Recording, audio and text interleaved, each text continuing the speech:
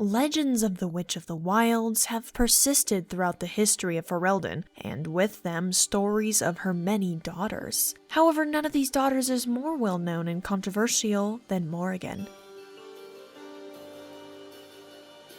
This particular dark-haired young woman was not seen until a number of years later. In 920 Dragon, later joining the hero Ferelden to fight the Fifth Blight, the old god Urthemiel, a bargain was exchanged. Or perhaps not. What became of Morrigan after the Fifth Blight is really uncertain. When the Eluvians were discovered, she was rumored to be known as the Scornful Sorceress and served as Empress Celene's special counselor.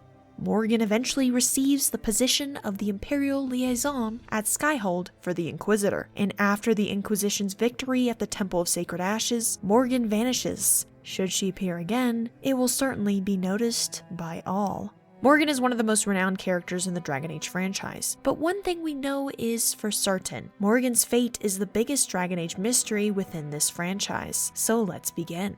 Master of Eluvians.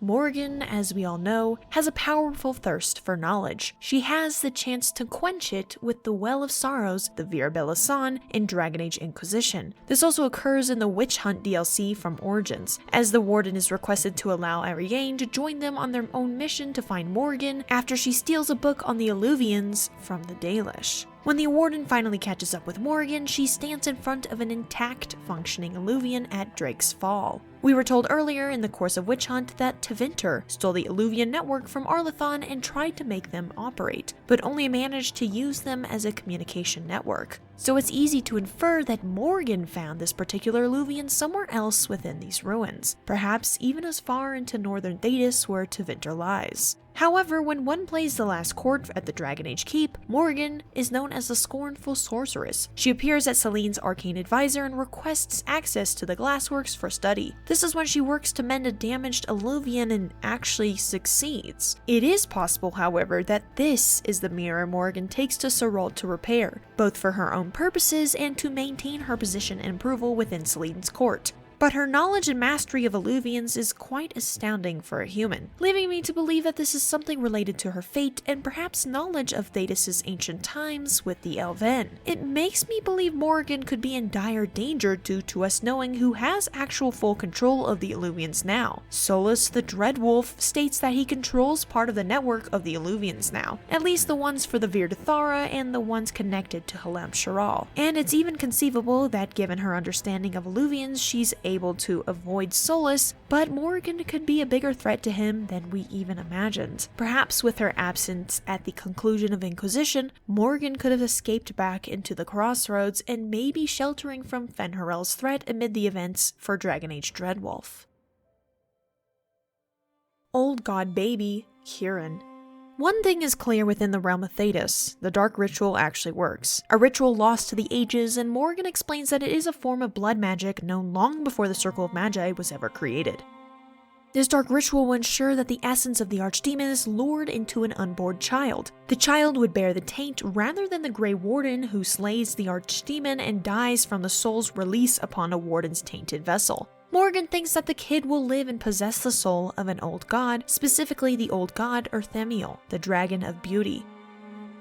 This ritual will make it free from the taint from its darkspawn corruption. Morrigan says that this ritual is why Flemeth saved the wardens and why Morrigan had to follow them. If the warden performs the dark ritual and this ritual is successful, Morrigan notifies in the Witch Hunt DLC that the old god baby has been born, and she must nurture this infant and raise this child alone at least for some time. Kirin is said to be around 10 years old during the events of Inquisition, and while his remarks may be unsettling and eerie for some, his knowledge of Thedas is immense with this old god's soul, and he may provide many clues regarding Morrigan's inheritance and periods of ancient Thedas. But since we are talking about Morrigan's fate, I have to delve into the mystery of Urthemiel. While it states Morrigan might not know the plan of Kirin's creation and Flemeth's need for it, Kirin will enter Morrigan's Eluvian into the Fade and Morrigan chases after him. Joined by the Inquisitor, they find Kirin with Flemeth. When Morrigan attempts to attack Flemeth, she magically commands whoever drank from the well to make her stop, revealing herself as the vessel of Mythal. Flemeth then offers a deal. She either keeps Kirin and Morrigan is freed from her, or Kirin returns to Morrigan but Flemeth will keep hunting her. Morrigan refuses her offer, regardless of what you choose, willing to sacrifice her own body to her mother to spare her own son. With that, Flemeth only takes the old god essence of Earthemiel from Kieran. While this wraps up the fate of Kieran elegantly, it means that Solus could have theoretically have possessed just Earthemiel's soul. It's just not within Flemeth's nature to be deceived, and although Fen'Harel does seem to deceive the Avenirus with their own imprisonment, perhaps Mythal isn't too keen to be betrayed once again by her own kind. It is very clever for Bioware to let us see a piece of herself into the Eluvian within the credits scene. Perhaps Flemeth knew of Solus's return and knew that her power would be sapped due to the destruction of his orb. If the Avenirus are truly the old gods, then how much of a difference would it be to give Solus something he ultimately wanted in general? The power of an Avenirus, which was the uncorrupted wisp of Earthemiel. I believe Morrigan will ultimately take Mythal's essence in this manner. After physically begging to be the vessel of the well, we know that whoever drinks from the well is known to be Mythal's final priest. Morrigan is also blood related to Flemeth, thus it's not out of the question that Morrigan is the only one to claim Mythal's inheritance, to stay true to their bloodline. Morrigan's fate was to always be Mythal's inheritor, and maybe Flemeth always knew that, which brings us to Morrigan's final fate. Inheritor of the New Age. Mother is the inheritor, she who awaits the next age.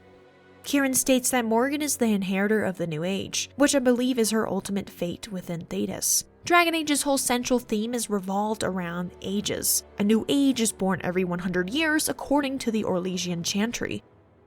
Or perhaps a new age is to come earlier, the age where maybe the veil is successfully torn, and Solus restores the elves of his time, the world of Arlethon.